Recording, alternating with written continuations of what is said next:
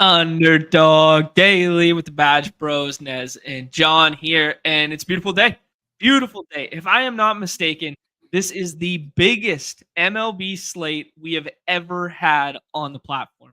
Truly incredible. 50K total prize pool for the main slate, 10K to first. Everybody is clamoring for the takes to see who Nez is picking, what is going to lead us to the top for that 10K prize, Nez. Exciting day.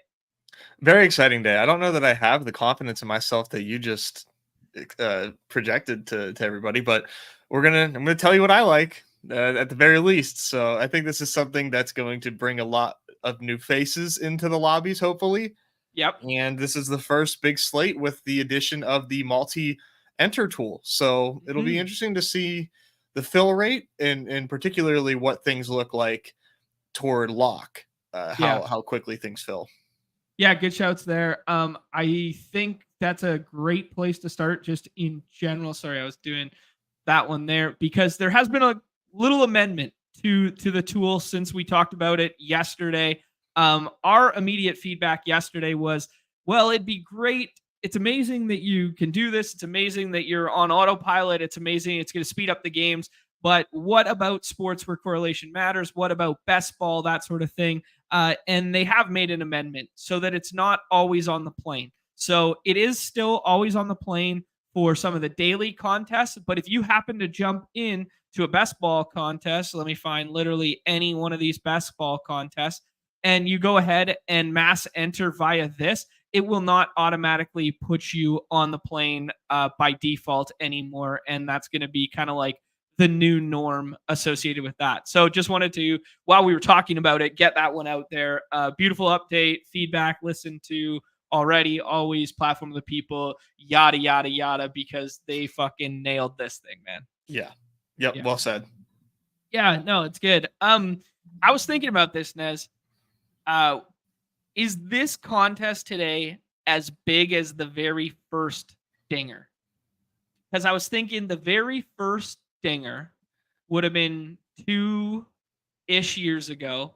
Mm-hmm. Was it 10K to first or was it 20? Do you remember? The very, very, very first dinger, I think, was 10K to first, I believe. Mm-hmm. Yeah. I need to look that up now. That's what I was thinking too. And now I'm like, holy shit, man. Today is the same size for one isolated day as the very first dinger was. The second dinger, the second dinger was 100K in prizes. So this is half the size of the second dinger.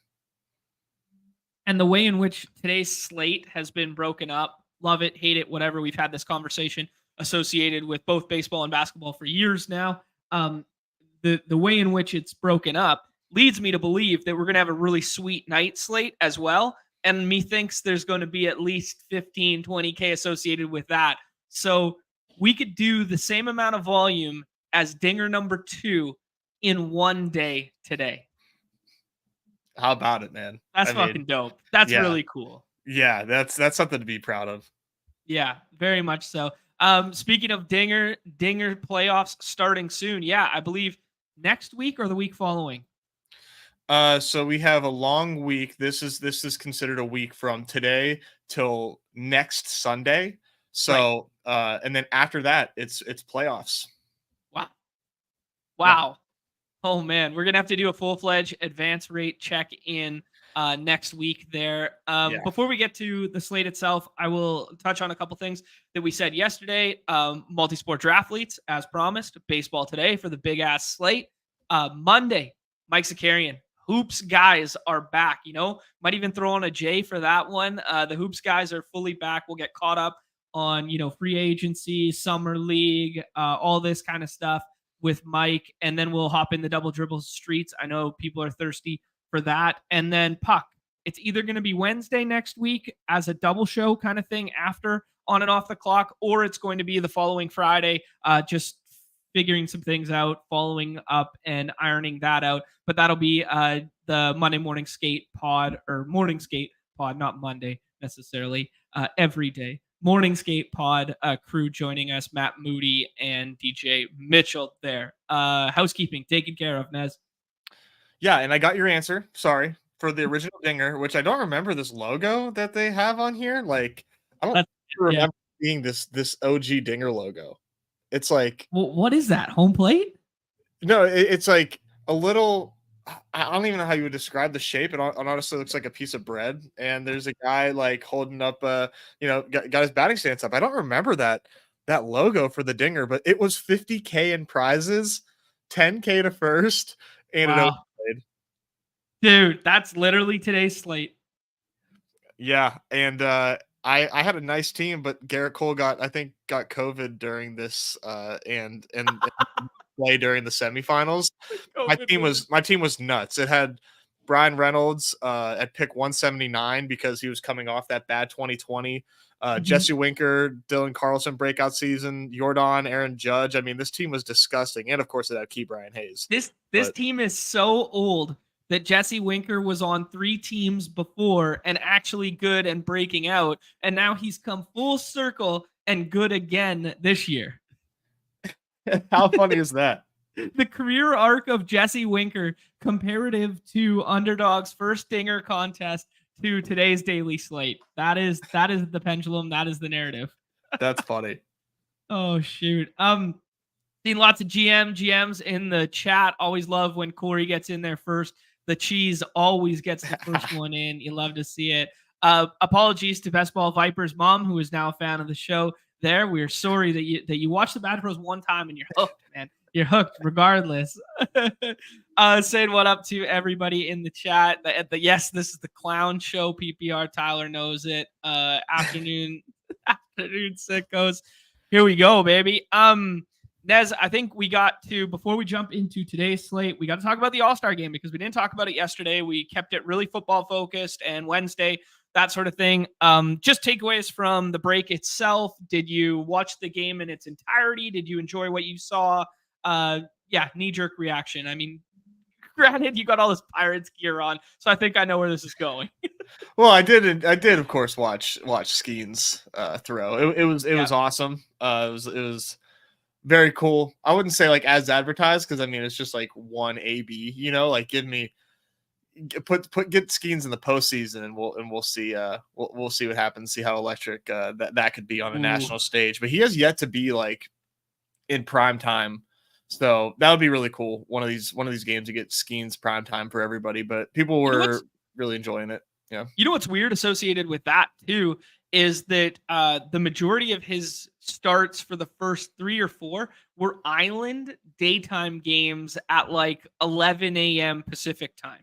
Like they were like obviously like, there's nothing the league and the Pirates can do about that. But if he's a projected starter, I mean, I guess you can't really flex a baseball game, but like, right. I don't know, man, get this dude on prime time. Like people want to see this guy, Yeah, we need put him on the national stage. Yeah, we need a Sunday night baseball with him. Now there's just so many fewer nationally televised baseball games in this era, which is so unfortunate because so much revenue stems from whatever, who cares? National TV deals and that sort of thing. But like we talked about this a couple weeks ago where it's like all the other sports have gone that way and baseball somehow has gone like the college football route and become hyper regionalized somehow. And I think it's just because they fucked up the TV deals and they went like hyper niche with the Bally Sports and all that sort of stuff, right? Yeah, definitely. Could be done better, but I didn't really. I watched the All-Star game, but I was like kind of half watching because the Fast Puppy was out, and I'm on my way to getting 150 there. So at any point in time during the All-Star game, I was in like 4 different Fast Puppies. But shout out Jaron Duran. My new favorite player with an absolute tank shot. That was awesome. It was a good break though, and just so ready to get back into these baseball streets. Yeah, absolutely. Yeah, shout out Jaron Duran, ahead of my time on that one. I will keep telling everybody about that. Everybody was talking about World Baseball Classic and stuff like that 2 years ago, and I was like, this guy's a stud, man. Like he's gonna be good. Another one that I really liked, like storyline wise from the All-Star game, Jurickson Profar, man. Hat tip to Jurickson Profar. All-Star game starter. This guy was left for dead like a year and a half ago. He was a late signee in Colorado. He was like pushing up our dinger draft boards at the very tail end of spring training just because he had signed in Colorado. Dude becomes an all-star, kind of completing that full circle loop of being like a former Baseball America 101 prospect and stuff like that. Man, I love it. I love that he was able to, find that. Just so cool. Yeah, good for him. Yeah. Copper prices not late today. Love to see it. Appreciate you. Seeing the GMs, Julian saying God Sport is back. Damn right it is. Let's talk about the slate, Nez. As previously alluded to, we cut off the last 4 games there. So the slate itself, there we go. The slate itself has 8 games on it here, one in which is taking place at Coors Field there. We're 30% full at this point in time. And by not having those late games, I mean, we really lost some pitching options in a big way. And classic post All-Star break, you think there's going to be a bunch of aces, there's going to be a bunch of studs lined up to go. And instead, we kind of got this like, yeah, they're pretty good. They're all SP like 2.5s. Like, you know what I mean? And no real standout slate breaking ace. Outside of the Coors game, all the run totals decently flat, all kind of in this same middling tier. I still think Coors is underpriced as of right now, especially the Giants side of the equation there. But Cal Quantrill, not a gas can. That's my lay of the land right now. Anything else you'd like to lay out there for the macro vantage of the slate, dude? I mean, these top 4 picks are all pretty set in stone for the most part. I have yet to see like a draft where it doesn't start with these 4. I haven't decided if that's good or bad. I think I agree with it. This Judge and Sud. I mean, these are like 4 of the best hitters in baseball. It's kind of hard to really disagree with that. But just kind of wondering like, what do I do whenever I'm in the top 4? And I end up doing one of these 4. So haven't deviated from that yet. Out of these 4, whom is your favorite? Judge. I mean, Judge for absolute sure. And then after that, it's kind of a toss up for me. I mean, Witt, obviously. I think I would probably rank it Judge, Witt, Soto, Henderson. Okay. Yeah, I can get on board with that. Henderson getting Evaldi today, that can go one of 2 ways. That Texas Park is somewhat okay for power, depending on who you ask and where you look. I actually didn't realize I knew the dimensions of the walls were all funky, but I did not realize as to why. Did you see that segment of the All-Star game where they basically pay tribute to players that played for the franchise by making a part of that corner their jersey number? Interesting. Yeah, so like 329 instead of like 330 is like Adrian Beltre or, whatever. Yeah, I can't even remember. There's a 34 out there for Ryan. Anyways. They did a little segment on it. I can't remember if it was All-Star game or Derby. It was just something that I didn't know. And I was like, oh, interesting. Like, that's why the wall's so janky. I thought they were just trying to cram seats in or whatever. I mean, which makes it weird to play probably in, both. But yeah. Okay, let's talk about where we always start on these slates. Nez, we will start. Actually, you know what? The one more macro thing associated with this top right here is like if we had stretched the slate, and I know people don't want overlap, especially when they're drafting at volume, but when we were trying to fill a bigger slate like this with 10K to first and whatever, it would have been really nice to have like Ohtani, Devers, Jordan, Freeman, you know what I mean, to level out the entirety of the kind of like upper echelon studs, because you are correct in that every draft just funnels to these 4 being picked as one-offs. So maybe that's leverage for us. Maybe that's a way for us to deviate from the field, because even when people are building like 4-man onslaughts of like Coors and stuff like that, they're usually trying to pair one of these guys with it because they can. Yeah. I need to think about this more. I only have like 4 more hours to draft. I have some company coming over, so I haven't decided like what I want to do about this information. But as of right now, I'm not fading it. But yeah, I agree. It's kind of a give and take. Right. with the slate sizes and whatnot. But yeah, given the slate and the information that we have, and like you mentioned, the totals all looking really, really similar, definitely feels primed to be scrolling. Yeah, absolutely. Yeah, that's kind of my like 101 takeaway here is because so many lineups are going to be tethered to like these four, and then at the at the 6-7, a Mets skinny stack. That is kind of like the meta right now. It's going to be Yeah. Giant skinny stack or Mets skinny stack on that end there. There is so much leverage in deviating from these players. Is it a little scary with Bobby Witt going up against Chris Flexen? Absolutely, man. The guy leads the AL in hits for a reason, and he's going up against Gas Can Flexen, right? So it's also baseball, right? So yeah. Anyways, let's get to the weather for a second here. No spots of concern really. Colorado potential like late showery whatever, which means you steer clear of pitching usually, and we're not going to Colorado for pitching anyways. Yeah, could be a little something in Atlanta, but you guys all know how I talk about the hot misty rain of Atlanta where it doesn't necessarily matter there. But yeah, anything else to add, Nez? No, nothing that I'm factoring in. Okay. The run total is quite high for the Royals, and people talking about like that game environment as it heats up in the Midwest. That ballpark plays kind of like Coors, where the outfield's pretty big and it doesn't play great for home runs, but it plays great for scoring runs when the ball starts to travel in that park. Today, I was surprised by the run total a little bit because it doesn't really look like it's those conditions today in terms of humidity and how hot it is.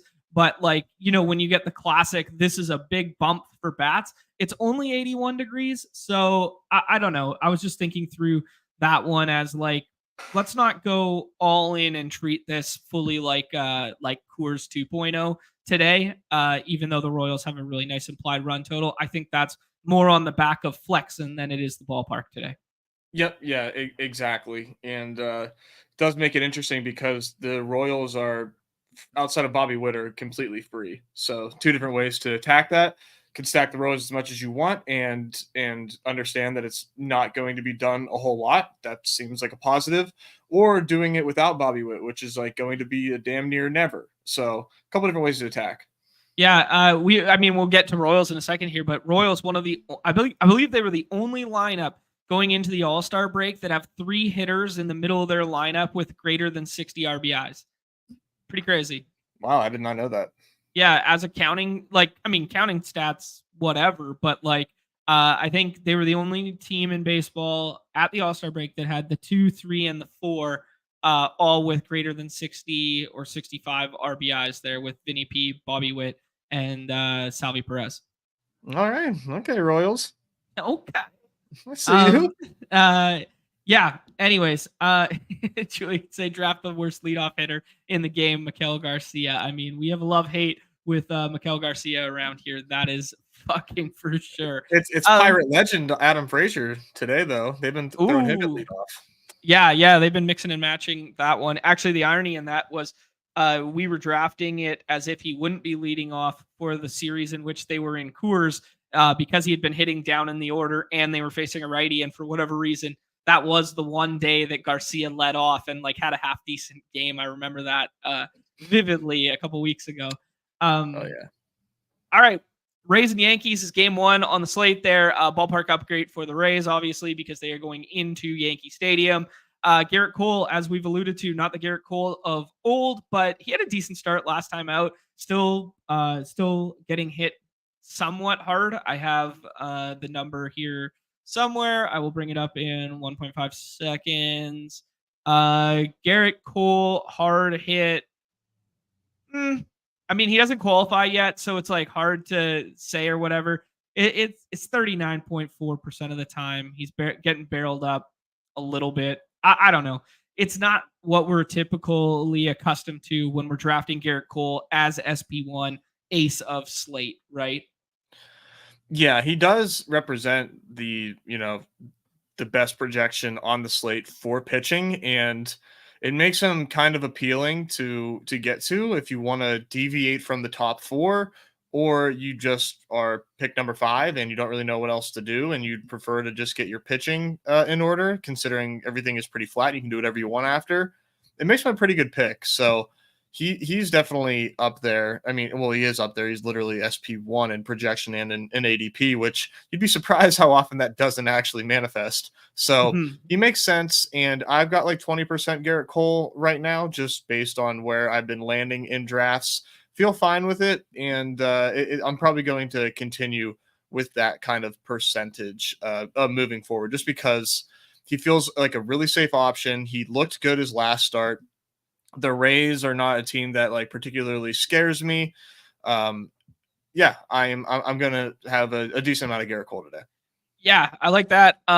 Just in a vacuum, from a game theory standpoint, I think builds are going to funnel so heavily, man. If people do contrarian stacking because they pass on those first 4, most of those contrarian stacks are going to be paired with Cole, right? So this is another lever to pull here and think through is, well, if you're passing on those top 4 bats, which we are not seeing a ton of in our lobbies just yet, then you're probably taking Cole, and then you're doing something contrarian and doing like, a couple 15 plus ADPers or 30 plus ADPers. You're going to funnel yourself to similar contrarian builds too, right? So it is a very interesting slate to think through the dynamic, because there is such a polarizing SP1 and such a polarizing top 4.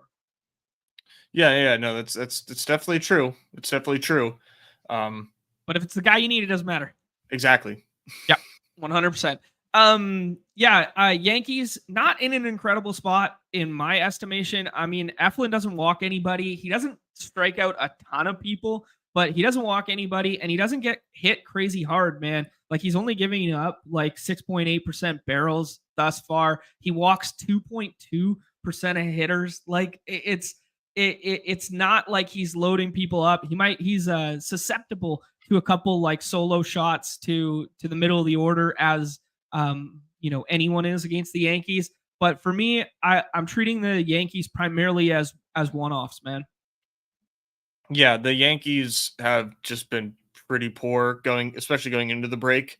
Haven't really. I mean, you just look at the lineup and it screams mid at you. Yeah, just by looking at it. I mean, it's Judge and Soto, and maybe if you think Verdugo is going to get back on his horse and you trust the Ben Rice stuff, then you can mix and match those in. But no, it's been primarily one-offs for me when it comes to Judge and Soto, and it's likely I'm going to be playing it for the rest of the day.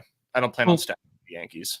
Yeah, I like it. Everybody knows my affinity with the Rays and getting to the Rays ballpark upgrade here. Cole's ability to get hit hard. I will have some cheeky 2-man Rays and 3-man Rays, but that is me, and that is a grain of salt for all days to come here when it comes to I'm addicted to drafting the Rays, in which the capacity of the field is addicted to still hanging on to the notion that the Braves are going to break slates like they're the Oakland Athletics out here. Yeah, it's not a bad call. You get yourself a little double bubble leverage too, going against SP1, who's going to be 16% owned. Yep. All right, next one up, Blue Jays and Tigers. This one looks like a little bit more of a pitching matchup according to the totals and that ballpark in general there. I would love to be getting to a bunch of Flaherty. He's currently SP4 and sometimes falls to SP6. My concerns with Flaherty are, despite having a plus, I think it's like 32% strikeout rate, Blue Jays are really good at not striking out, especially against right-handed pitching. Basically, yeah, they don't even have. I'm looking in this lineup for Davis Sanchez or Schneider, rather, Davis Schneider, and they don't have him in this lineup. I mean, he's the only guy who's striking out at a clip greater than 25% on this team. So I don't know. It's kind of like one of these who's going to bend, who's going to break first in terms of Flaherty's strikeout rate versus a team that doesn't strike out a ton. Nez, what do you like here? Not a lot. I liked Flaherty for the right-on-right matchups that the Blue Jays present themselves with. Seems like a decent floor, but the K rate stuff is definitely like a little concerning. But it's pitching, so it's really not like the end all be all. I think Flaherty is draftable, and Bassett's clearly draftable as well. Bassett projects really well in the bat for Cardi stuff. So, not that that's ever let anybody down before, but just FYI. And then Well, well, I will say to the bat point and Cardi's point, I mean, you're looking at strikeout rates at the top of that lineup. Like if you get they got Riley Green hitting fourth, you could get him hitting like second or something like that. But if you look at that, we're talking like 25% strikeout rate for Green, 24-ish for Vierling, 30 if Jake Rogers is in there, 25 if Ibanez is in there, 25 if Zach McKinstry's in there. Like there is a little bit of K upside in a decent place to, not amazing place to pitch, but decent place to pitch against lefties for sure. Yeah, so I'm more into the Tigers bats than the Blue Jays bats here. Blue Jays have been hitting better lately, so that could really like come back to burn me. I'll have to think about if I ever want to do like any sort of like cheeky 3-man Blue Jay stuff today, but I think my instinct is to do cheeky Tigers instead with Riley Green, Colt Keith, and maybe some Perez at the top of that lineup. Yeah, decent amount of power, man. Like just good hard hit rates from Vierling and Green, and yeah, I can't fault it, man. Yeah. Next one, Mets and Marlins. Mets, one of the prominent chalky stacks that is somehow going ahead of the Coors stuff. They're in an awful ballpark there. Edward Cabrera is the epitome of binary outcome pitcher. He's gonna go 7 innings, maybe not 7. He's gonna go 6 innings and strike out 8 to 10 today, or he's going to get shelled in the first 3 innings. That's just kind of like the nature of what Edwin Cabrera represents. Yeah, what do you feel about it, Nez? On the surface, I was like, yeah, I like the Mets a lot today. I've been a big fan of the Mets offense the second half of the first half. So I guess in the second quarter of the season, I guess you could say. So I still like the Mets, but they're so expensive, and I'm not sure that it's worth chasing Met stuff considering they're going to be so owned today. And interestingly enough, I thought Minaya was going to project well, and I think I'm just going to like say like screw these projections, but like Cabrera is projecting better than Minaya today, which like I was really shocked to see. I think it's A, the ballpark, and then B, the strikeout floor that he represents comparatively. I mean, Manaya's been pitching really well, and he has the same ballpark. Yeah, that's fair. Yeah, I mean, against his absolute like this Marlins lineup just sucks, especially when they're facing a lefty, right? Like you, I kind of like them versus lefty with the Berger, De La Cruz, Xavier Edwards. I mean, obviously Tism is slightly worse against a lefty, and Josh Bell is on his less dominant side of the plate. But I could see it. Yeah, I'm gonna have a ton of Minaya, man. I'm kind of just saying screw that projection and trusting myself here, which, at least I can be mad at. At least you could sleep well at night. Yeah, knowing I lost on my own merit. Yeah, sleep well at night, unlike Mr. Burrow Chase taking Tyreek Hill. You can sleep well at night. That was great. Julian, kind of like summing this up perfectly here. Bad park, bad price, high owned, not a good play. That's kind of how I feel about the Mets today too. But if it's Mets, it makes sense, I guess, too, right? Like, Yeah. Okay. Next one here, Nez, Guardians and Padres. We got Matt Waldron, who's kind of come back to earth a little bit in recent memory, but I believe this is the first time Guardians have seen the knuckleballer. So that always introduces just like a little bit of variance there. Tanner Bybee in a bad spot because this team does not strike out. They have like the lowest team strikeout percentage in all of baseball. And it's, even Jackson Morrell, man, like 16, 15-ish %. Like I know he was an all-star and whatnot, but like just you expect a rookie to have like a higher strikeout percentage than that early on in his career. But anyways, I probably won't get to pitching on either side of this, which is weird to say because I don't think I really want offense on either side either. I could see myself doing like a couple Guardian 2 and 3 mans, largely on the back of some of that left-handed power we've talked about, the wind tunnel out that way. You little high knuckleball, let it fly. Josh Naylor rips one into the wind tunnel in right field there. But outside of that, I don't know. Just don't love this game. Yeah, I did like on the surface these Guardian bats. I like, anytime the Guardians face a righty, that just has my attention, especially at home. So I do think that Juan Ramirez and Naylor are cheap enough that, yeah, you just kind of grin and bear it against a knuckleballer in what is a low total run environment. And then for the Padres, man, I don't know.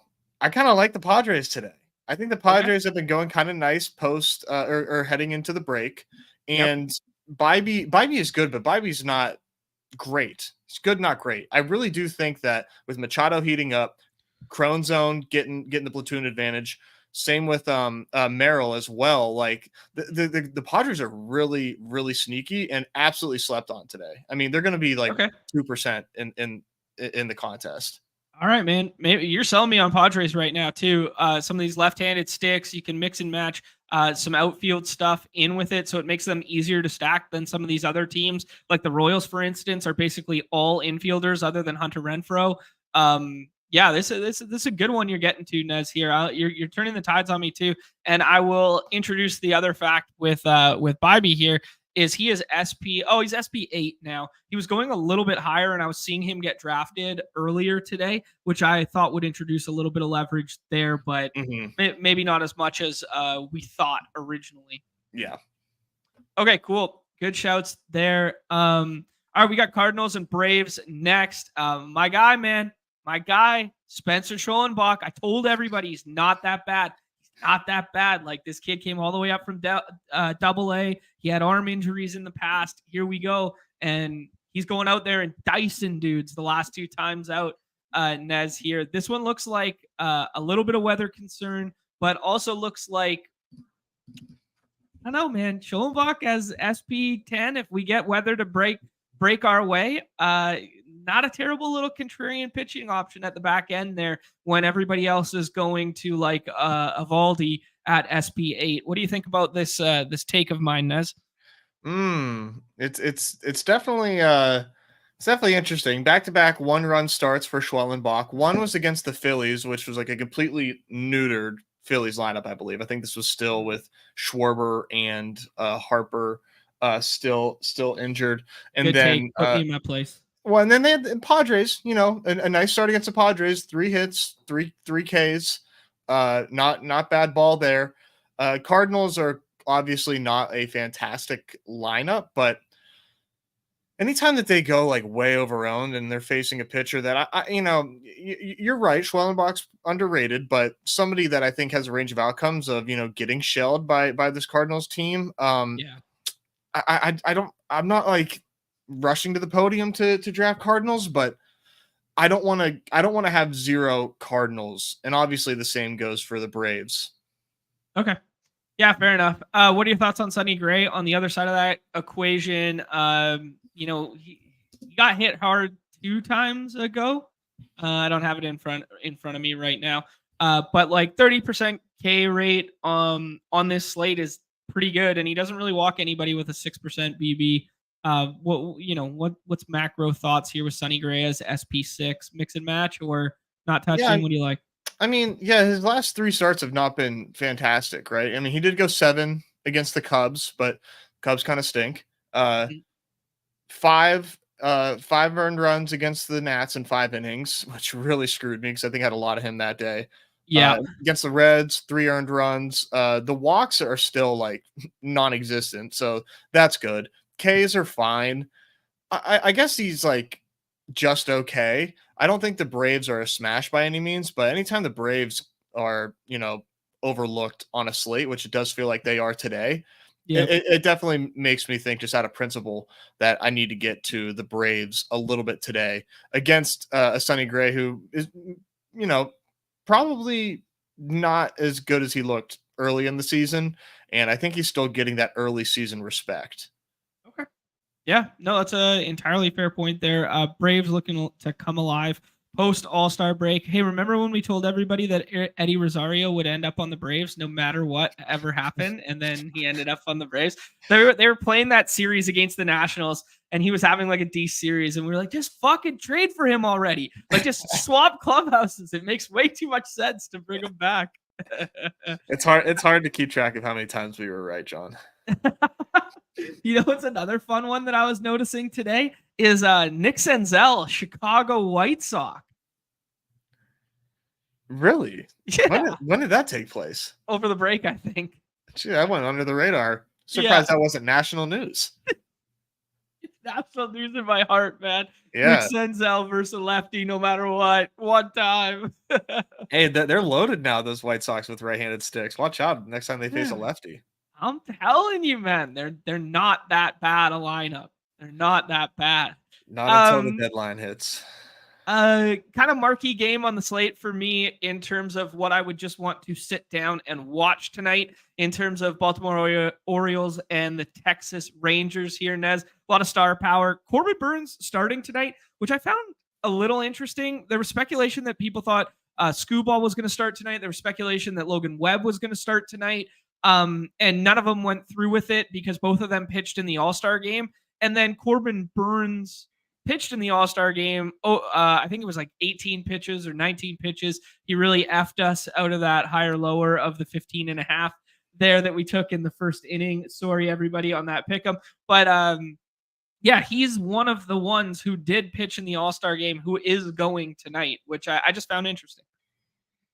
Yeah, I wish the Pirates would have thrown one of their studs too, but they have, this is big series for the Pirates against the Phillies, and they're trotting out Marco Gonzalez, Luis Ortiz, and Martin Perez. So they treated Skeens as if he had a full start and then set back his whole rest instead of treating it like a bullpen game. Yeah, unfortunately. So Huh. you hate to see that. I mean, like, different teams handle it different ways, right? And I get it, I guess, with like a young guy plus the travel plus like being the actual starter and getting amped up. But I mean, it is basically just a side session for him too. And I was surprised, like, how many of the splinkers or whatever he calls that split. That's what he calls it, right? Splinker, yeah. Yeah, splinker. I was surprised how many off speed he threw in and how many splinkers comparative to like trying to rush it up there and just blow 101, 102 past guys. So that also bodes well for, maybe he's a little bit he's ready to start a little bit sooner relative to the pitches he threw, right? Yeah. I mean, that Splinker is like his best pitch. So I think he was filthy. definitely trying to get some Ks with that one and showcase that on the national stage. He sorted the fuck out of Juan Soto. Like, that's not easy to do. Like, Yeah. Soto took it once and looked at it and he was like, ooh, and then came back with the sword the next time through. And it was like, whoa, if you're going to get Soto like that. I mean, Soto ended up besting him in a full count and whatever and earning a walk, as Soto's prone to do. But like, man, he had him with some interesting looks at it, right? Yeah, he's awesome.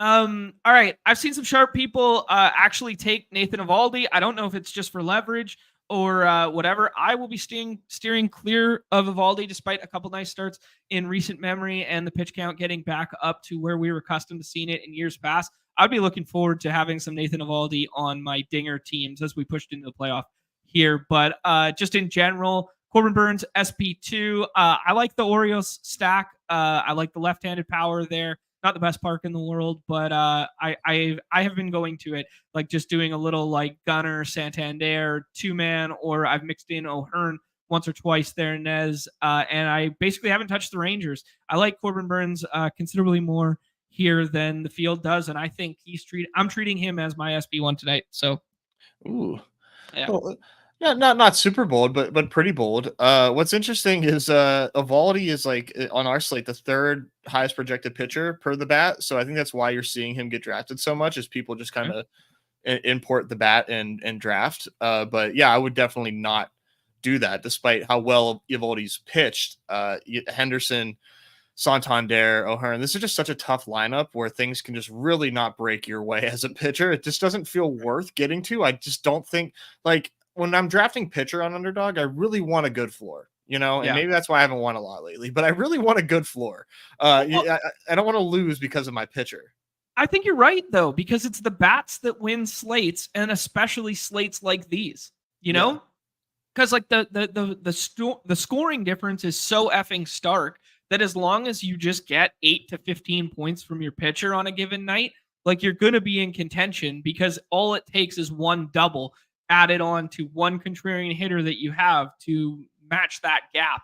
Like we used to do this conversation all the time with Strider on the slate. And it was like, yeah, if we have a really low scoring slate on a short amount of games slate, yeah, Spencer Strider can break it with a 23 or a 25. But I have never seen a score. I mean, never say never. I don't think I've ever seen a score on Underdog from a pitcher that was north of 28. I think that's the like one of the highest we've ever seen. Yeah. Yeah, and it wasn't even like that big of a deal when it happened because it was Right. like, oh yeah, you can see like you barely needed it because there was like a guy that hit for 30 that day. Right. Like it just for bats, it's dime a dozen. Not that it's a bad thing. It's just the dynamics of pitching, and so thus I just don't want to lose by a pitcher. And Eovaldi's expensive in drafts, and I just think that things can go wrong for him as well as good as he's looked. He's just not somebody that I'm getting to a lot today. But I will say I do like both of these offenses today because they're both pretty easy to stack and they're both really solid. The Rangers less so than the Orioles by results, but I love Orioles against righties, and I really like the Rangers, really no matter who they face, but Seager against a righty has me excited. And I think people are scared because of the Corbin Burns matchup, as they should be. He's a good pitcher, but Corbin Burns can still be gotten to. He's kind of in that like Cole range where like, man, how does this guy, like, I swear this guy's given up 3 earned runs like more often than not. So Rangers are definitely contrarian, a good contrarian play in my opinion. Okay. Sounds good, man. Nathan Eovaldi, man, 43.3% hard hit percentage. Listen to the hard hit percentages from left-handed sticks only at the top of this order here. 56.7 from Gunnar. Colton Cowser, 48.8. Mountcastle right-handed, but 47.6. O'Hearn, 40.4. Santander, 40.4. Rutschman, 40.4. I mean, these hard hit percentages juxtaposed to the fact that a guy gives up hard contact on occasion has me jumping up and down for O's as my second favorite stack on the slate. Good shouts. I mean, I like it. I really do. I mean, I know that these two pitchers are good, but good bats sometimes win out. So it's worth mixing in. Yep, absolutely. Aforementioned hitting conditions at Kauffman Field today. Is it still called Kauffman? Yeah. I'm just going with it. Yeah, it's going to be Kauffman forever, right? It's not like a sponsor. Yeah, no, I think it's just Kauffman. Yeah, until they might make a new stadium soon, but yeah, it's still Kauffman. Interesting. Plays up for run scoring, but does not play up for power when the conditions get hot and humid. It's 81 degrees, which isn't like pushing too crazy in that direction there. As you can see here, they have Adam Frazier leading off. Maybe we end up getting Miguel Garcia. It's Chris Flexen who stymied some dudes last time out, Nez. He flipped a slate where everybody stacked against him. I can't remember who it was. I mean, like he wasn't lights out or anything, but I know what you're talking about. Let me see here. Back-to-back starts against the Pirates. Back-to-back starts against the Pirates and the Twins, where he's gone 6 innings, struck out 4, and only given up 2 earned runs, and been incredibly economical here, Nez, with 89 pitches and 78 pitches to go 6 innings. The dude was on track for a Maddox, and they just didn't let him go. Like. Yeah, that was really unfortunate. No, yeah. So we're not buying in too heavy to the recent results of Chris Flexen. I always bring up the story when he was a Mariner and how he warmed up, juxtaposed to how Shohei Ohtani warmed up, where he is just so old school, double feet on the line, ripping it as hard as he can. He's in the pen, he's throwing his arm out as fast as he can. And Shohei warming up is just like weighted balls like this and barely ramping up, and then comes out there and like works his velo up as the game goes on, where Flexen comes out, guns blazing, all covered in sweat, ready to go in inning 1. I love Chris Flexen, man. But we got Royals and White Sox here with some decent hitting conditions and a high implied total for the Royals, justifiably so despite Flexen's recent results. What are we getting to here, Nez? What do you like? Bobby Witt's obviously like the number 1 overall pick today, more often than not. But like I said, the teammates are pretty easy to stack with them. So I think the Royals are actually, I mean, a good play because people are not stacking the Royals in drafts. It just it does not happen in drafts that I've seen. So I think it makes the Royals a very fine play today. You have one of the highest run totals on the slate with teammates that don't get picked. I mean, that's kind of the name of the game. On the flip side here, Michael Waka has, of course, like done his thing, pitched well this season. Like almost every start is either like 1, 2, or 3 earned runs, but it's our White Sox. It's our White Sox in a large with a large outfield. Little Lou Bob today, little Tommy Pham today. Probably no Benintendi, but a little bit of a revenge game there. But I think the White Sox are not like the worst contrarian play in the world. You forgot one there. Your boy the Dong. Our boy Paul DeDong. All he does is hit dongs, baby, and that's what we're looking for on this slate. You want to talk about a guy who can separate for you? Our White Sox. Yes, GA, our White Sox. We are all in on the worst team in baseball right now. That's what we do. That's what we do, man. We got to get some gross guys out here. Flexing, man, 35.5% hard hit rate, low strikeout rate, medium walk rate, that sort of thing.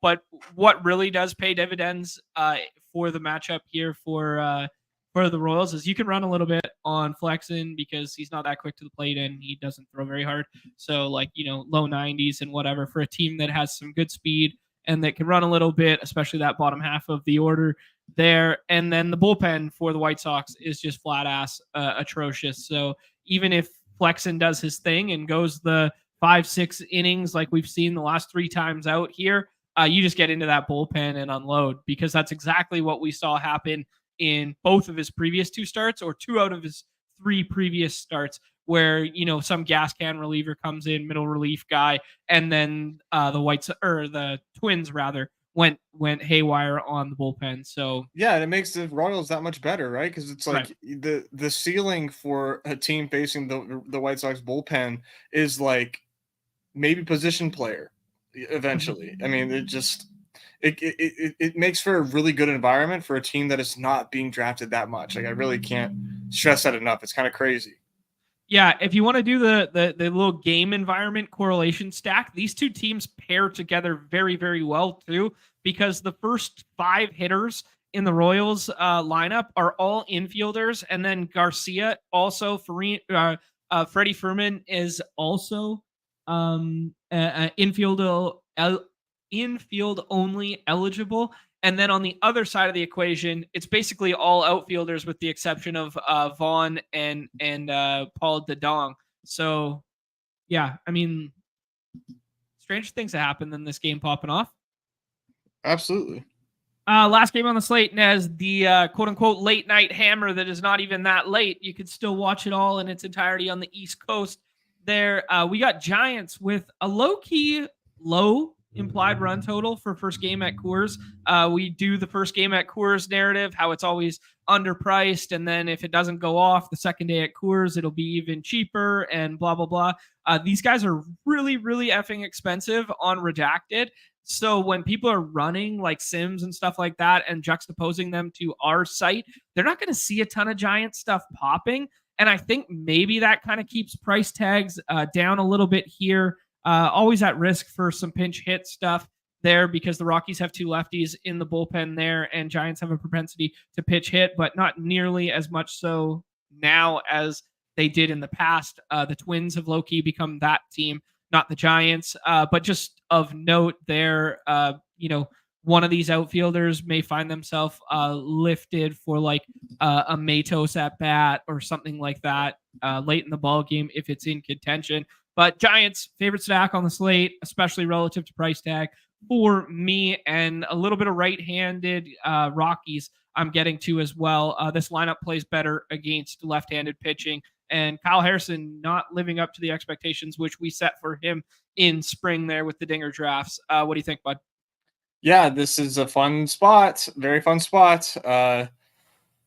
Like you said, the totals aren't like astronomical, which is just to our benefit, really. You can do a lot with the Giants, like you said. The pinch hit risk is a lot less of a concern, and yeah, I love these. And getting Lamont Wade back in the lineup, I love. He's always been one of my favorite Giants. You love to see it. Um, the Giants, any which way you can get them, I think is good today. And then the Rockies as well, like you said, Kyle Harrison not really living up to. I mean, we had lofty expectations for him, probably a little too lofty, but I mean, you have Tovar, Doyle, and Rogers today hitting righty, along with Elias Diaz, the catcher here. Mm. Some pretty nice bats, man. The Rockies are always good plays in cores because people don't draft the Rockies in cores, and they're good plays. So Mhm. I'm gonna have a large Rockies stance today, almost certainly because I'm drafting at volume, and I can't build the perfect portfolio, but one of the best plays today is the Rockies. Yeah, I like that shout. Dude, I'm looking at Kyle Harrison right now. Where'd it go? Fuck. I just clicked the wrong button. There we go. Uh Average exit velocity 90.7 with a hard hit percentage of 44.9. He doesn't really strike anybody out, a strikeout rate below 20, and he walks guys at about a 7% clip. That is not a good combo for a team that is better against left-handed pitching. With some pop that we saw Tovar come back to life with a 2 home run game right before the break. There, Brendan Rodgers has like this insane hit streak going at Coors Field. I did I not think it's know like, that. yeah, it's like 20 something games. I don't know. It might have been broken by now, but as of like the last time I watched the Rockies last week, it was still at like 20 something games there. Yeah, I don't know about Nolan Jones. I do not know about Ryan McMahon.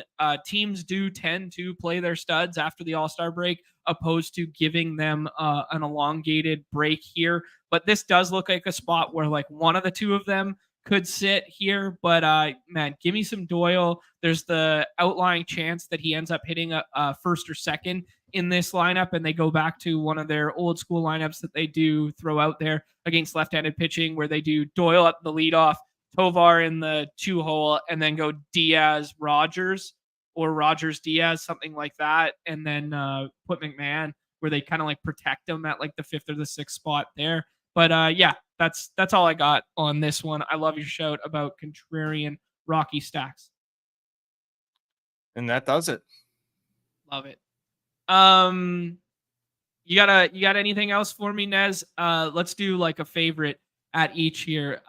Who's your SP1, your favorite pitcher on the slate relative to price point? Relative to price point, it's Manaya. Okay, I mean, like, I see it.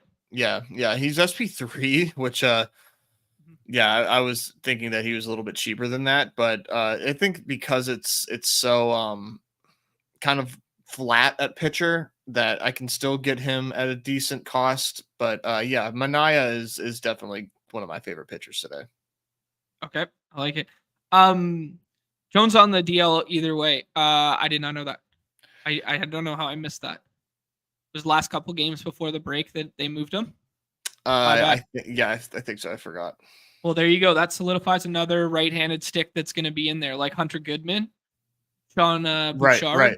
One of those two are going to be in there, and they're outfield eligible on our site, and nobody will get to them. And both of them have decent pop. Let me actually fully clarify that.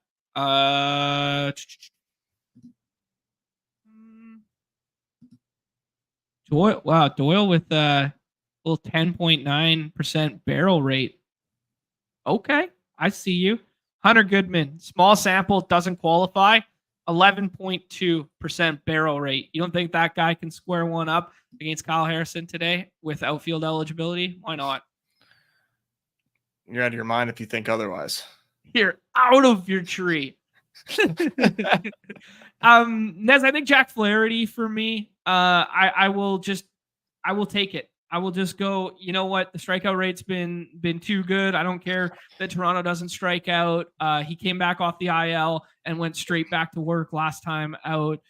This guy's just been too good for too long right now, and I'm buying a little bit of that with Jack Flaherty as both floor and ceiling combo. I like it, but then I'll talk out of both sides of my mouth, and I'll get to the Chris Bassett side as well there. So I like it. Any contrarian stack you would like to mention as your favorite outside of? I guess we kind of hit on Rockies. We kind of hit on. You said Padres was one of your scroll the F downs. What else we got? Well, we just got a Cardinals lineup, nothing out of the ordinary. Alec Burleson hitting second with outfield eligibility. Donovan hitting fifth. Nootbaar hitting seventh. Gorman hitting eighth. As far as the lefties go for the Cardinals, I always forget Mason Wynn handed this, but he's hitting leadoff, and I like getting to Mason Wynn as well. If the Cardinals are going to roll, he's a righty, of course. But yeah, the Cardinals definitely intrigued me against your boy Schwellenbach. All right, dude. You know who's a low key pick to click in that one? A dude who just squares the shit out of the baseball anytime he makes contact. Who is the modern day Joey Gallo for us? Is Nolan Gorman. You want to just if you're playing a slate where you just want to like run into 2 home runs and break a slate with a guy who's going to be like under 4 or 5% owned, like Nolan Gorman fits that mold every single time. Mm-hmm. Yeah, he's it's kind of interesting. He's still hitting eighth, but yeah, he has that upside for sure. I think he just strikes out too effing much. That hasn't changed. Yeah. All right, dude. Those were some good shouts there. We are getting some requests from our guy Nick in the chat here to potentially do a little pick'em entry. Do you want to do the pick'em prior to, or do you want to think about the pick'em while we draft a team? I kind of perused the lobby a little bit. Okay. You wanna hop on over. Are you in the? Did you sign up for the Discord stuff? Oh, gotta get you in that Discord, man. It's a Discord special. So in the Underdog Discord, you join the Discord, and there's a form that you fill out, and then you get access to some periodic specials. This was I've done that before. Caitlin Clark freebie. I don't know. You might have to do it again. Sometimes they make you do it more than once. Okay, well, let's hear it. I'll just bring it up so people can see. So this is like members only. Where am I looking here? Promos and release. Oh, sign up sheet right here. Yeah. So then it's like says fill out the form here. We're Underdog Fantasy app. I guess just make sure that you're in the Discord and have filled out that form, so that way you can get access to these, because there's a freebie Caitlin Clark for $10 max, which I did play. And of course I did my usual shoot the moon type shit. Okay, well let's implement that, and maybe I'll use one of the other ones. I just shared that form in the Discord, so if you guys want to fill that out and then go along side with Nez's one there. There's a couple cool things in the chat here. Yeah, Numi, we touched on this one, the legacy game of Logan Webb and Scoopball there. Love to see that. Let me jump back over here. I like the shout from T-Bear that Burleson is who you think Gorman is. Not bad. He's right. Yeah, that's not bad at all. Only 8 Discord. I thought I had way too many. I thought I had too many Discord channels. How many are you supposed to have? There's no right answer to that. I'm a fucking boomer ass, dude. It took me so long to get on Discord, let alone I was just trying to find people shilling NFTs, man. Very healthy, normal amount of channels. I'll tell you that. And they're all fantasy related, and they're all like usually with people I know in real life. Which is perfect. That's how boy says 50 plus. No, that's sick. That is sick. Man. Pivot to the football streets for 1 second here. Alex coming in here to say Danny Dimes and Kyler Murray are the same player. That is spicy. That's kind of going in tandem with what we did yesterday in the draft and what you were talking about yesterday in the draft there, Nez, where Danny Dimes being one of your favorite backdoor stacks comparative to everybody else taking Drake May and Bo Nix stacks. Keep giving you the Danny Dimes ones. Love me some Dimes, man. I'm going to be he was one of my highest drafted quarterbacks last year. RIP. I'm going to do it again. Yeah. Numi's right, though. Someone's got to get Alex a spicy marg for that take. Love it. We need a spicy marg in the Discord and in the chat emoji. Yeah, for sure. Okay. We oh wow, Hunter Brown, 7 Ks against the Mariners. They strike out all the time against righties. Oh baby, I already like that one. All right, load it up. Okay, what else? I like Justin Steele's fantasy points higher. Okay, I'd prefer to keep an 11 a.m. one out that okay. will just end this because it's gonna start in 15 minutes and then Okay.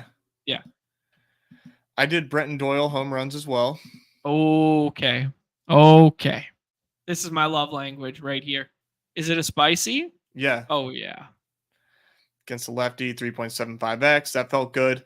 And then I did also Lamont Wade, 1.5 higher total bases.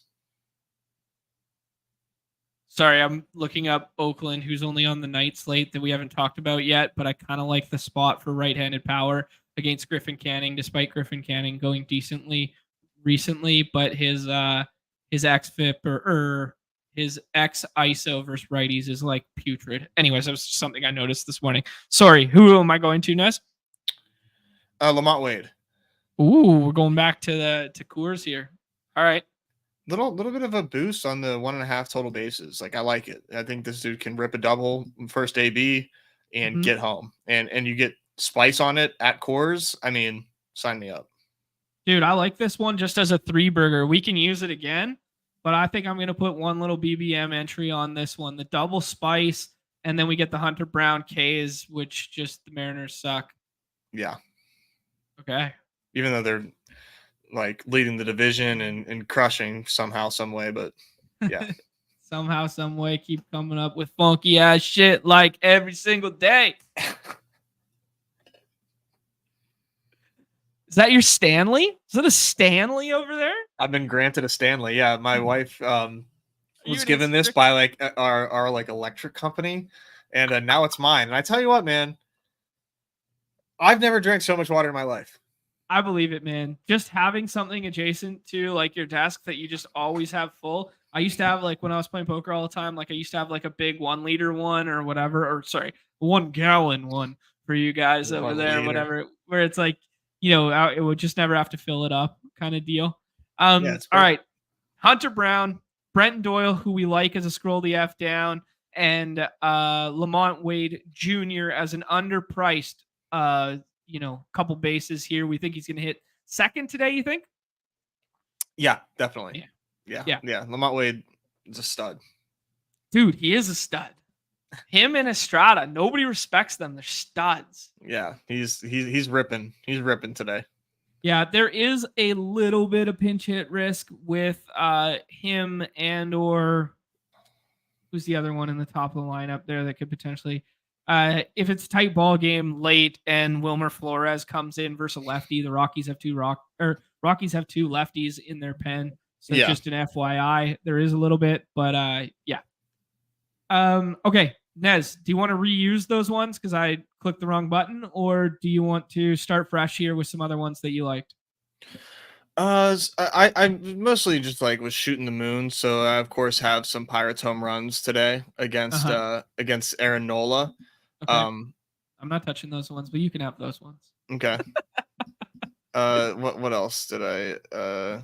Yeah, that was about it for me. I didn't have a chance to peruse too in depth there, but we did just get a Pirates lineup. It's what you would expect, but we don't have to do any Pirates today. Is Palacios hitting like 5th or 6th still? 7th, I think.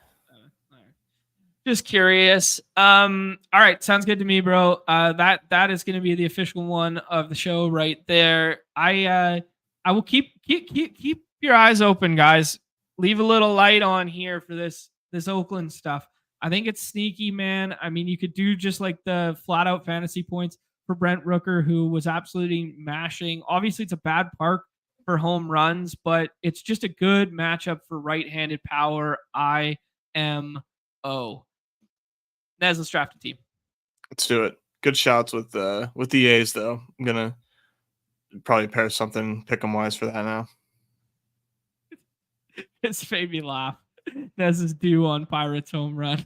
I mean, it's tough whenever you just you get so hot with the home run calls and then you lose on the Yeah, you simple lose on shit. the even odds ones. Yeah, it's such bullshit. Let me get Um, my dog out of here. 1 second. yeah, sure. Our guy T Bear going out on an absolute limb here with the best hitter in baseball hitting home run tonight. Shohei Otani homer call. Dusty GM, what's good, my friend? Um, with you there. Paid is we can't do the old money line over here stuff, but he is on the Oakland stuff tonight as well. Turn me up suggesting Brent Rooker going to look great in a Braves uniform. You know, Brent Rooker will look good in any uniform. I think he's a good baseball player. He was an all-star last year. He should have been an all-star this year. Yeah. Yeah, someone's gonna give the A's a haul for him for sure. He's definitely coveted across the league, and when you got multiple teams looking for you, you can kind of ask whatever you want for him. So someone's gonna give the A's a haul for sure. Mm-hmm. Bobby Witt Jr., cover boy. We talked about liking that game environment a decent amount. Here, shall we stick to our guns and hop this one? Yeah, I can't give you any other recommendation here. All right, sounds good. We got Dusty in here. We got Luke Big Shots, who is man, he's been grinding hard. Luke Big Shots is Yeah. When we were talking about the hashtag list and we're talking about building this list of all the best players, and I know we've promised this show and it didn't come to fruition, and it's coming in the future, I promise.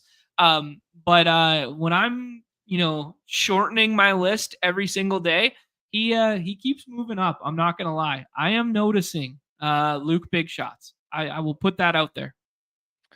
Yeah, Big Shots has been crushing. So he's one to watch.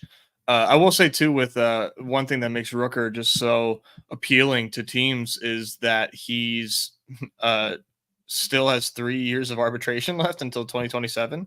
Wow. So yeah, it's a lot. That's a lot of control. Those will be all undervalued years too, relative to like his output in recent memory, I believe. Yeah, for sure. So the A's are almost certainly trading him, and probably Mason Miller too. I mean, they should, right? They really should. But what's Mason Miller's contract look like? I mean, he's got what, like 4 years of control left. Yeah, that's the one. They're gonna get a ridiculous return for him. Yeah. Nez, let's take Lamont Wade Jr. on this one, and then take another pick that I like, and then land the plane somehow. Yeah, I'm cool with Wade. All right. You can get a lot of these Giants outfielders generally too, if that's what you want to go for. You totally can. Not in this lobby. A bunch of the guys are going ahead here. Soler goes there. Yastrzemski goes there. Lukey Big Shots building out some Baltimore stuff without Gunner. That's going to be a little contrarian path there. This one's Ramos for me here. You could twist my arm and take Conforto, but I wanted to set up this kind of like mini stack here with Lamont Wade Jr. and Heliot Ramos. Yep. Yeah, that would be my decision. Yeah, I imagine they hit 2-3 today. Mm-hmm. Yeah. Wow. Yeah, good numbers. Numi saying Mason Miller has club control until 2029. Yeah. Holy shit. Yeah, just trade him now, because what you can get for him for a closer that you're not even going to use that much, and is going to be absurd. They just called up Jacob Wilson too, their 2023 first rounder. Shout out Jack Wilson. Right? Yeah, son of Jack, I believe. Jack Wilson could fucking pick it, dude. Yeah, I mean, they got clowned for that pick, man. People thought that pick was not good, and Jacob Wilson's been crushing minor league ball. So good for them. I didn't know that they got clowned for that pick. I don't follow the draft nearly as closely as you. That was a really bad pick. Interesting. Okay. Yeah, I mean, like Jack Wilson, back in the day, man, like would hit under the Mendoza line, and he would just be like an absolute zero on offense, and somehow he'd end up with like 2 WAR, 3 WAR at the end of the season because his like OG defensive run saves were just so good. I remember him. He was a Mariner for like 2 years, I think, too. Yeah, he was. It was like he went Mariners, Braves, and Mariners, I think, or something along those lines. But yeah, Jack Wilson, man, Pirate legend. He was a Pirate, yeah. Yeah, that is. Yeah. Oh man. Yeah, the Mason Miller discussion's interesting because like would you try and go the Jordan Hicks route with him and move him to a new team and stretch him out? Because like he came up as a starter, he started for them 2 years ago. He couldn't find it, but everyone thought he was electric. Then he had the TJ and then yeah. Oh, Nez, we're back up here. We could take your boy Sean Mania, who you alluded to liking, or we can start scrolling. What do you like? Probably Mania here. Okay. I'm good with it. Xavier Edwards going there like quite early. Where'd that one go? Setting up a Miami stack, so it makes kind of like sense. But this Xavier Edwards ADP is insane to me. I mean, yeah, would it surprise you if I told you this dude has a BABIP of over 400? I mean, it's just a classic like hot start. So Right. I'm Yeah. good. Yeah. That being said, our boy Reese is still killing it. So Yeah, against all odds. Against all odds, let me tell you. Lukey Big Shot seeing what I am seeing and going right-handed, one off Miami plus the Baltimore stack. All right, guys. This guy fucking gets it. All right, what do you like here, Nez? Do you want to do a Royals like a Vinny P or a Salvi with the Bobby Witt stuff or no? It'll leave us with contrarian one-off outfielder, so I think we should do the outfielder first if we want to do like Lou Bob or something. Okay, yeah, do Lou Bob. Like, because the problem is like with the stacking stuff is we have no San Fran stack left for outfield, and we have no KC outfielder stacks other than Hunter Renfroe, and they don't directly correlate because they're like 4 lineup spots apart.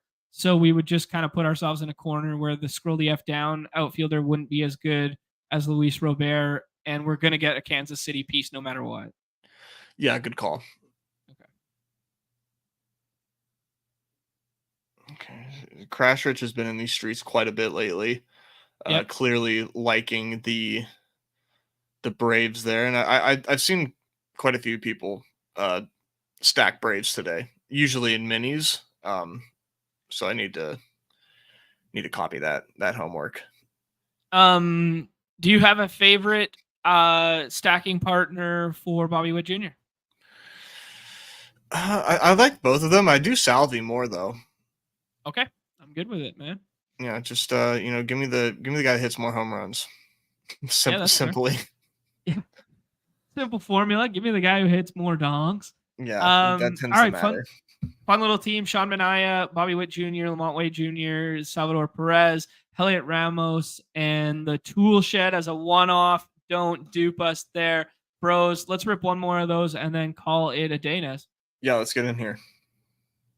These are fun. Still got a lot of drafts to go. We're sitting at 30%. That just jumped to 36. I just was late on that update. So I'm really excited to see once that timer hits, like if we start to see like chunks getting filled in this fill rate with the new obviously mass entering tool.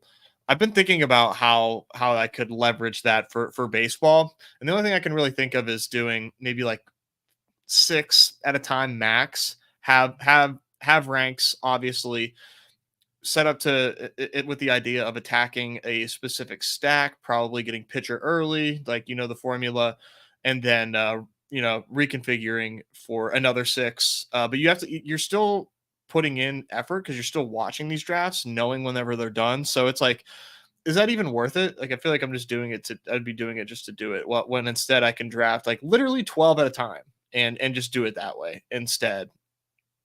Yeah. I mean, I think I'll just use it to enter 5, 6, whatever, and then just unclick the plane and then just stay in the active tab and manually draft them. I think it'll just eliminate all the clicks that you have to do to get in drafts, which is just nice in its own right. And it'll make sure like, oh shit, we're almost at lock. It's 88%. Make sure I'm in the next 8, So I think that's how I'll use it. NBA is a different story because you can kind of like batch enter auto, and move on. So yeah, but I'm kind of in lockstep with you of how I will utilize it. Yeah, it's tough because I would love to just blast off, but I got to be smart, man. I mean, it's quite a lot of money to max today, so I'm not going to max, but I am going to do my damn part. And I think by answering my own question here, I'll probably just end up manually drafting every team today. Okay. Yep. That checks out, man. Baseball is a manual draft kind of game. Yeah, I can't figure out what I want to do the most today. Like I said, I know I like Rockies. I could pitch you on Giants plus Cleveland. I could pitch you on, let's do Giants contrarian start, and then a backdoor stack that nobody sees coming. Okay, so Soler to start. Yeah, let's do Soler and Ramos. I like Ramos today. Yeah, get some outfield. Yeah, and then we can kind of do something that no one sees coming with like 3 infielders or 2 infield and an outfield, and make it a classic 3-2 or something like that. What do you think? Mm-hmm. Yeah, let's do that. I will say it seems like all the sharps lately are doing like 3-1-1. I see that a lot. That's the A Rosen. Yeah, A Rosen does that. Brad does that. I've seen Jordan back in these streets, Jordan Chand doing 3-1s as well. That's definitely like the meta for sure is 3-1s. And admittedly, I don't do that enough. So it's definitely something that I like literally forcing myself to do, because I typically like to do 3-2s or 4-1s. Those have been like my most drafted stacks. I've had success with them in the past, not as much sustained success as I would like. And I think part of it is just like forcing myself to do something different. And I think 3-1-1 is a good way to do something different. So yeah, I'm trying, man. Yeah. I think the optimal is it's so hard to solve for, but it's like the optimal is always going to be slate and run total dependent relative to strength of other teams' run totals and home run odds for isolated players. Damn it, there goes Rockies, which I wanted. Yeah. Yeah, 3-1-1 lets you squeeze a little bit more juice out of it. I agree, and like you don't need that extra hitter to go well with like a guy who like one-off pops, from another game. That makes sense. Yeah, no, for sure. Like the ceiling is higher. Like I think 4-1-1, like 4-1 stacks are for, like I noticed those do well. Obviously, when the slate is not quite as nuclear, and I've got like, I got a team that's 100 points, and I'm flirting with first. Not Fuck, normal. I think we just take this, Nez. Yeah, do the few, dude. This is It's the favored team at cores. I mean, if they're gonna give it to you. Yeah. All right, I'm gonna do a little 4. You know what I'm gonna do? I'm gonna fire up another one here, and we're gonna draft from the active tab from the people here, so we can make a better one. All right, let's go. Now people can see the active tab in real time, Nez. Here we go. You can see our team right in here. Big Shots is in this one. Best Ball Vipers in this one as well. Who'd we have in the other one? We had Dusty, we had Crash Rich, we had Andrew. Holy smokes, we got everybody in here. T-Mart, I know you're watching. Say what up. Who's T-Mart? Yeah. Fan of the show? Oh, definitely. Yeah, we've been in stuff with T-Mart all the time. I just don't know username relative to YouTube name. Don't be shy, buddy. Speaking of which, people do us a favor. We got 175 of us watching for baseball. Love to see it. If you're not watching on the YouTube verse, one click, jump on over, give us that thumb, that like, that subscribe, that notification bell there, so you know when we go live. We go live for the most part 2 p.m. Eastern. Today it was 1 p.m. Eastern, Monday through Friday. There we're going to be talking basketball, getting back in the hoop streets on Monday. We'll do a little puck next week, and then we'll do a shit ton of football and baseball as well. Probably going to be multiple shows next week. Consider becoming a YouTube member, because we're going to do something behind the paywall as well. I'm not sure which of those variety, but at least a couple of the baseball ones will be behind the paywall. And to get access to said paywall, our guy Numi2 gifting out a membership. Let's so go. Dap him up if you are a lurker in the chat and just became a memby there. Daniel Salvaggio, welcome to the family. How the hell do you figure that out? I always have the I like to pump up our numbers, Sean. I always keep the stream open on a side tab and pop Oh, over sneaky boy. just in case, you know. All right, Nez. Garrett Cole falls to us in quotations at 105 here. Should we take the Garrett Cole and then do some crazy scrolling the F down of only 30 plusers? Yeah. Let's give them what they want. Fucking do it. This is what the people need.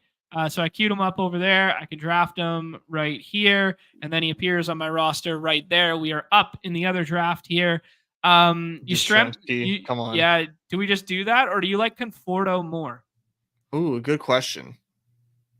I think you just take the ADP, to be honest. Yeah, it's gonna be rare. Yeah. I don't know. It's hard to say. Just do Yastrzemski. I think it's gonna be rare to have all 5 of these guys together. Is. Yeah. You like Manaea over Flaherty. I like Flaherty. Do Flaherty. We did Manaea earlier. Or do we have to scroll the F down for a contrarian pitcher, or do we just take this? No, just take it. This is a great team. All right. We got the 5-man onslaught of the Giants. Don't dupe us there. Nez, we only got 15 seconds in the other spot here. Who can I interest you in? Lou Bob, you want to scroll? Oh, yeah. All right. Let's get it. Lou Bob. There he is. Beautiful. Okay. 26. So we didn't make it all the way to 30, but I put you on the clock there. Apologies. I'm going to go to draft. Everybody saw how cool this tab is and how you can jump around. This is the new GTO way to multi-table there. Lukey Big Shots there taking Maikel Garcia paired with Bobby Witt. I guess he believes he's going to lead off instead of Adam Frazier today. I'm kind of in lockstep with that take, but they've been doing the Frazier lefty thing recently, and he homered, I think, the game before the break or the one before that. So, you can never bank on Adam Frazier home runs. I know that. We both know that all too well as a former Pirate and former Mariner. But yeah. He must have been like 8x on Underdog to homer, I swear. Like they don't even offer it. He's 47x every night. Yeah, it's just like too unlikely. They're like, it's not even worth it. Oh shoot, man. Chad just sent a GM on the Twitterverse here. Our boy Lee. Jamar Chase, Drake London. Aren't you worried about the bye weeks, bro? Well, I have not seen that one yet. I have definitely not seen that. Nez, what would you like to do in tandem with this Lou Bob share? More White Sox or Cardinals? Okay, there you go. Paul Dedong is getting on this team. Let's go.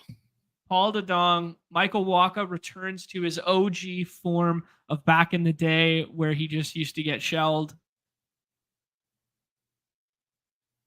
Nice park for it. It's, I'm just saying.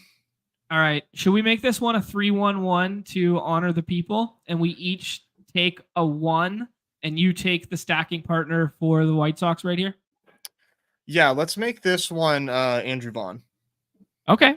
Andrew Vaughn opposed to Tommy Pham, Andrew Benintendi, or Eloy Jimenez. Yeah, if we're gonna do it, let's do it with something that that's gonna be less. Let's feel something, and when people take Luis Robert, they're more than often doing it immediately with Tommy Pham. So let's make sure that this is a unique stack. Okay, I like it, dude. Tommy Pham obviously considerably better against left-handed pitching too. Straight up lefty killer. Him and Harrison Bader. Those guys are underrated lefty killers.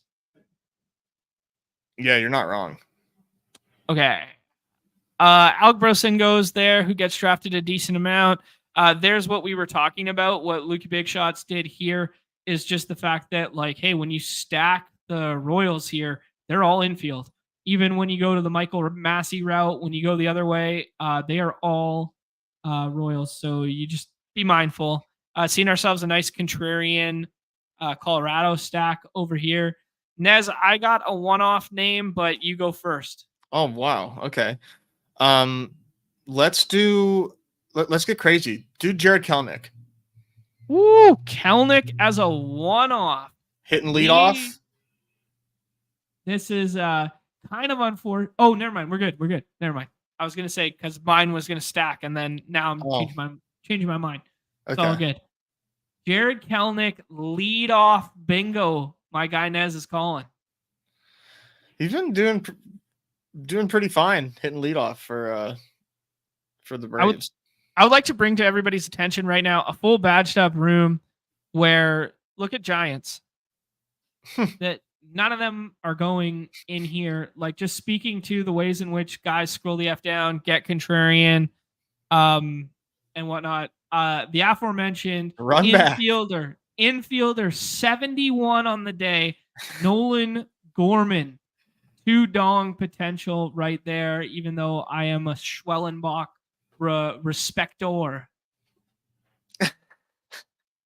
The run back. You got to do it.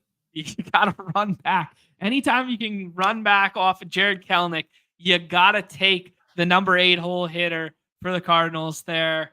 There is my 8th entry of the day. I'm going to try my best to get up into the 30 range there, Nez, but I got to go pick up a suit soon. Suit? That reminds me of Entourage back in the day. No, but I do plan on watching it. So jealous that you get to watch it for the first time. I know it's just like the best. I know. Oh, fucking Entourage was great. But what was the guy's name? Billy. He was a director, Billy, and he used to always call E suit, and he'd wear a T-shirt that says "Suits suck." Counterculture movement. All right, Nez, let's lock it up there for the weekend. Best of luck to everybody in their bid for the 10K tonight. If you're not playing an Underdog Fantasy, use promo code MLB at sign up. 50% match deposit up to $250 USD. GA, man, just go back in the archives and watch Entourage, man. Entourage is incredible. Yes, thank you, Billy Walsh. There we go. Billy Walsh was the director. Jay Hapson, you got a nice little Tyreek plus JT plus Ayuk GM in the fast puppy. Ooh, nasty. It's nice. Nasty start there. But yeah, as we alluded to there, we got up on the clock and didn't really address Chad's start there. I have not seen Jamar Chase plus Drake London. That might have been available on day 1 of BBM, but I haven't seen it since. Maybe not even that. I think that's just a sign of the casuals making their way in, man. We've crossed halfway past July. It's about that time. Water's warm. It's a safe space, man. Hot tub, kiddie pool. Get on in here. All right, Nez. We'll be back on Monday, 2 p.m. Eastern, talking hoops with our guy Mike Zakarian. Really excited to get in the double dribble streets. Do us a favor, hit that like, that subscribe, that notification before you leave. Retweet this. Tell your friends about it, man. We are just out here talking Underdog every single day of the week. And hat tip before we leave for the weekend here, Nez, is, man, amazing updates to the site this week and amazing listening to the feedback on the auto drafter and that sort of deal too. Just great. Yep. Yeah. Love it. And GA saying, am I going to skip hockey this week? Not sure yet, buddy. Not sure. I'm going to play sticks for sure. I'm going to golf at least Sunday morning, maybe Saturday morning, and see how it goes. And then we will decide. But I appreciate everyone looking out for my posterior and my well-being. Appreciate you guys. Love you. Everybody's favorite time of the show, the end. Peace. Nez is the GOAT.